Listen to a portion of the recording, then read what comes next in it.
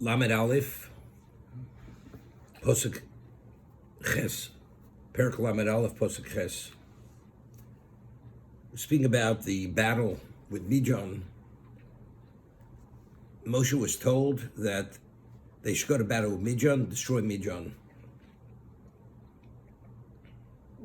Vesmalchi Midian Horgu al Chalein. The kings of Midian, they killed them al Chaleim. See Rashi in a moment. On their corpses. Then it goes and it delineates who are the kings of Midian. Es Evi, es Rekem, es Sur, es Chur, es Reva, Chameshes Malchi Midian. The 5 kings of Midian. Veis Bilam ben Beor Horgu Bechorev. And Bilam, the son of Beor, he's the one who originally had given the advice, the solution how to destroy the Jewish people. He wasn't able to curse us, but he said to them, he said to Balak, Elokem shelu sonya zimo, the God of these people, he will not tolerate licentiousness, promiscuity. And that was his advice how to destroy us. 24,000 Jews died in the plague. He came to collect payment for the 24,000 Jews, victims who were victimized because of his advice. Otherwise, why is he here? He left, we read earlier, after he didn't succeed, he wasn't able to curse us. He went back, but before he left, he gave Balak this advice, this will work. And if not for Pinchas' intervention, it would have worked. Chas v'sholom. The Jewish people would have been destroyed. So he's coming back to receive payment for 24,000 victims of his advice. So over here, the Baal HaTurim, if you have a Mikros Gadol's Chumash, he cites a posuk in Mishlei. Shlomo says in Mishlei, Yesh derech yoshor lefnei ish. There's a straight path before a person, but ultimately it ends, it's the path of death. Bilam thought he was going to collect 24,000 payment for 24,000 casualties that he brought about. But ultimately, it says, Vizbilam Horgu Bechorev. He was going to be killed. He was going to his death. He thought he was going to collect a hefty bounty for what he had done, but ultimately he was killed. So the Baal HaTurim writes that the posuk Yesh Derech Yoshar, if you take the first letter of each one of those words, Yud is Yesh, Derech, Dalid, Yosher. That's 24. That's the 24,000. And if you take the last letter of each of the words, you have Shin, Chof, Reish, Schar. He was going to receive payment for 24,000 lefnei ish. That was his intention, but how did it end? V'achriso derkei moves. But ultimately, he was taking the path to his death. He was thinking he was going to receive his hefty bounty, but ultimately, he went to his death. And this is as Bilam Horgu Bechorev. So when I read the Baal HaTurim, first thing that came to mind, many years ago, I read in the paper that there was a person who lived in Westchester.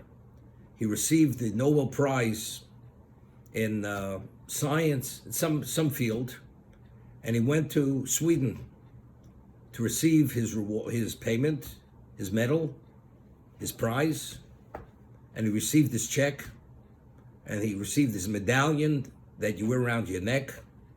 Lands at Kennedy Airport, gets in his car, gets on the Westchester Expressway, and he's killed in a car accident. He doesn't even make it home. This is Goy. So when I read it then, the first thing came to mind, here he's going, he believes he's reached the pinnacle of his success. He has his glory. He's written up in all the papers. One wins the Nobel Prize, gets his check, gets the medallion, doesn't get home. This is Yesh derech yoshel fnei yish, but achriso darkei moves. You think you got your glory, and you think you're going who knows where, but ultimate, he ends up, he goes off the cliff. And this is Bilam Ben Bor Horge Bechorev. Over here, the Orach Chaim HaKadosh points out, Rashi cites the Midrash, it says, he had sent Pinchos and the 12,000 people to war. Osam is Pinchos, Pasuk Vov. Take a look at Pasuk Vov. Vayishlach Osam Moshe Elef Lamate Latzova. There were 1,000 men for each tribe, went to battle.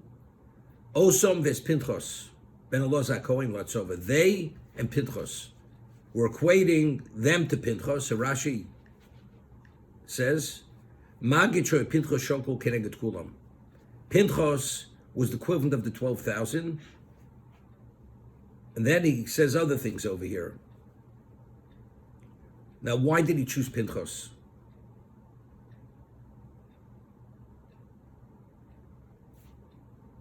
Why did Pinchas go? Why did Elazar Kohen go? Elazar was a Kohen Gadol.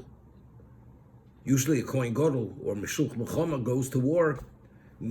See, Omer HaKadosh Baruch Hu, Mishehischel b'mitzvah shahorag Kozbi basur Yigmar. Why is Midian being destroyed? Because of what they brought upon Klal Yisrael. The Schil Hashem. Zimri had begun with Cosby, the Midianite princess, because of what Bilam had suggested. So he responded to this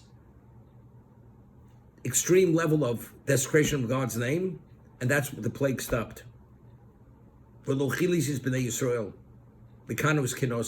God says, I did not destroy the people, Jewish people, because he avenged my vengeance. This is to complete that vengeance. This Kiddush Hashem b'Midjan. Pinchas says, you see, Pinchas started it. Whoever starts a mitzvah, you say he should complete the mitzvah. Therefore, he was chosen to be the one to be sent to destroy Midjan. Over here, the Orach Chaim HaKadosh says something very interesting. I mean, we find that Yeshua was sent to do battle with Amalek. Why did Hashem choose Yeshua to go to battle? Yeshua is one of the spies who had come back with the positive reports. So he says something interesting. He says a number of possibilities. But one thing he says, what was the claim against Klal Yisrael at the time of Balpor? There were 24,000 people died in the plague. Those who were involved with the Balpor, with the Benos Moab, with these women. But Hashem says, I would have destroyed them all. Why? Because how do you remain silent when such a Chil Hashem takes place? How could you remain silent for a moment?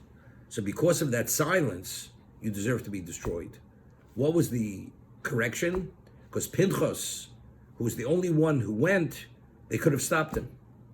But they remained silent. So the second silence was a correction on the first silence. This is how the Sephardim learned. Pinchas goes to Moshe Rabbeinu and says to Moshe Rabbeinu, you taught us, this was Haloch Moshe Sinai, was ordained to Moshe at Sinai, that Habol Aram is Kanon Pogebo, a person who has, it's public knowledge that he's having relations with a non-Jewish woman. If you're a zealot, you kill that person. So he asked Moshe, are you going to do it? Moshe had forgotten the halacha. Nisal ben halacha. So Moshe says to Pinchas that since you remembered the halacha, the law that I taught you, you're the one who should go. So even Moshe hesitated for a moment and did not respond.